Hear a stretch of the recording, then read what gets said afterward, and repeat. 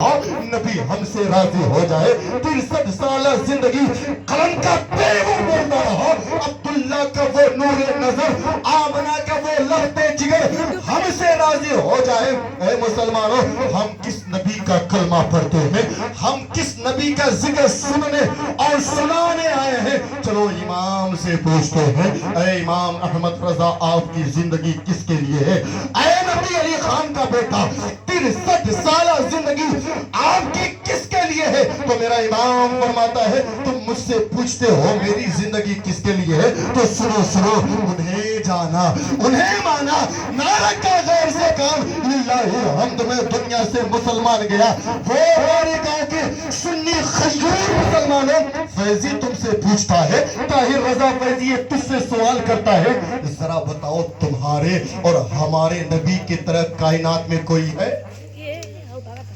بتاؤ آپ ہے ایک جملہ اسی پہ نوٹ کر لیجیے مائیکل ہارٹ دنیا کا بہت بڑا سب سے بڑا ڈاکٹر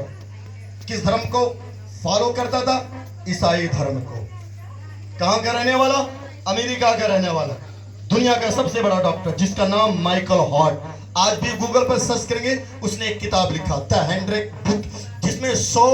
بدھیمان لوگوں کا نام لکھا تھا کتنے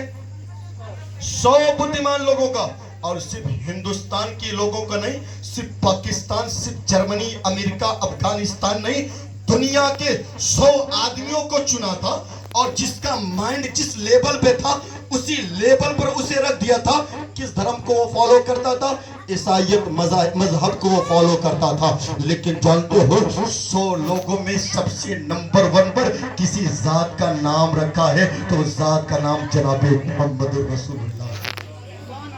پوچھا گیا مائیکل ہارٹ سے تم تو اسلام کے دشمن ہو نا تم تو پرفیکٹ جناب محمد رسول اللہ کے دشمن ہو پھر نمبر 1 پر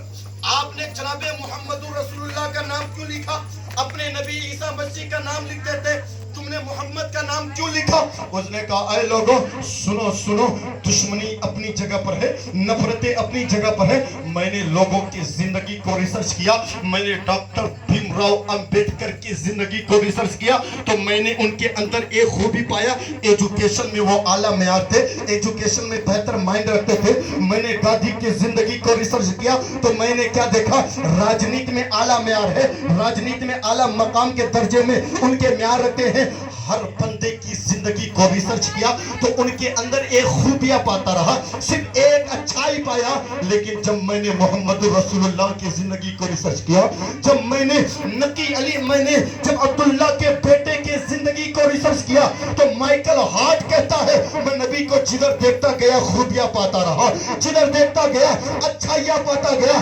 الغرض اعلیٰ حضرت کی زبانی مائیکل ہارٹ کہنے پر مجبور ہو گیا کہ سارے اچھوں میں اچھا سمجھئے جسے ہے اس اچھے سے اچھا ہمارا نبی سارے اونچوں میں اونچا سمجھئے جسے ہے اس اونچے سے اونچا ہمارا نبی کون دیتا ہے دینے کو منہ چاہیے دینے والا ہے سچا ہمارا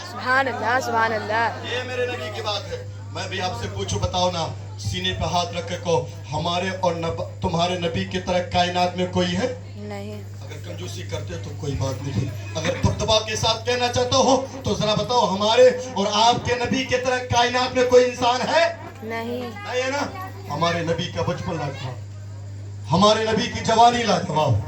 ہمارے نبی کی بزرگی لاجواب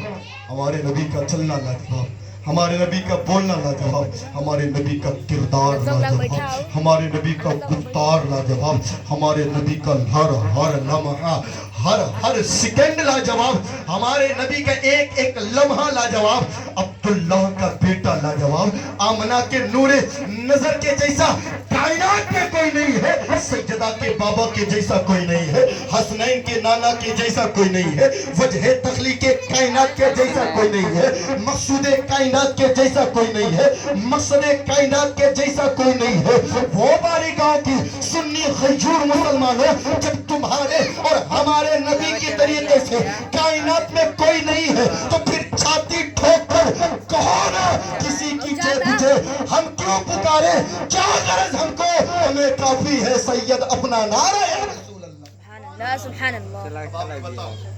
ہمارے نبی کی طرح کائنات میں کوئی نہیں ہے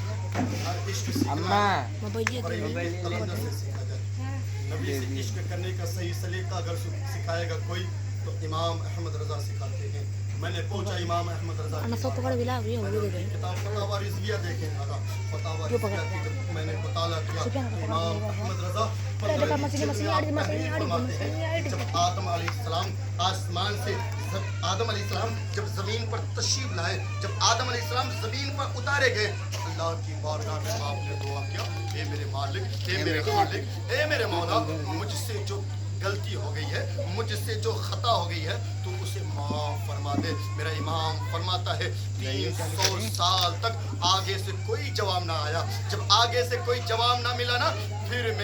हजरत आदम अलैहिस्सलाम फरमाते हैं या रब्बी इन्नी सअलतुका बिहक़्क़ि मुहम्मदिन, ऐ मेरे मालिक, ऐ मेरे खालिक, मुझे जनाब मोहम्मद रसूलुल्लाह के सदक़े में माफ़ फरमा दे, मेरे खता को माफ़ फरमा दे। जब इतना कहा है ना तो आवाज़ आती है, ऐ आदम मैं तुझे ज़रूर माफ़ करूँगा, ऐ आदम मैं तेरी खता को ज़रूर माफ़ करूँगा, ऐ आदम मैं यकीनी तुझे माफ़ करूँगा। लेकिन ऐ आदम ज़रा तू बता, तू मेरे महबूब को जाना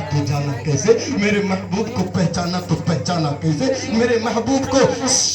समझा कैसे। जब इतना कहा हो, हजरत आदम अलैहिस्सलाम फरमाते हैं, ए मेरे मौला, जब तू मेरे जिस्म में रूह डाली और मेरे आंखों में देखने की ताकत अता की, मेरी निगाहें अर्शे आज़म के माथे पे पहुंची तो क्या देखा, ला इलाहा इल्लल्लाह के साथ एक नाम जुड़ा हुआ है, मोहम्मदुर रसूलुल्लाह। मैं समझ गया ये कोई आम नाम नहीं हो सकता है, ये कोई आम जात नहीं हो सकती है। ए मेरे मौला, मैं जान गया ये कोई आम जात नहीं हो सकती है। जब इतना कहा है, अल्लाह रब्बुल इज्जत इरशाद फरमाता है, या आदम सदक़ता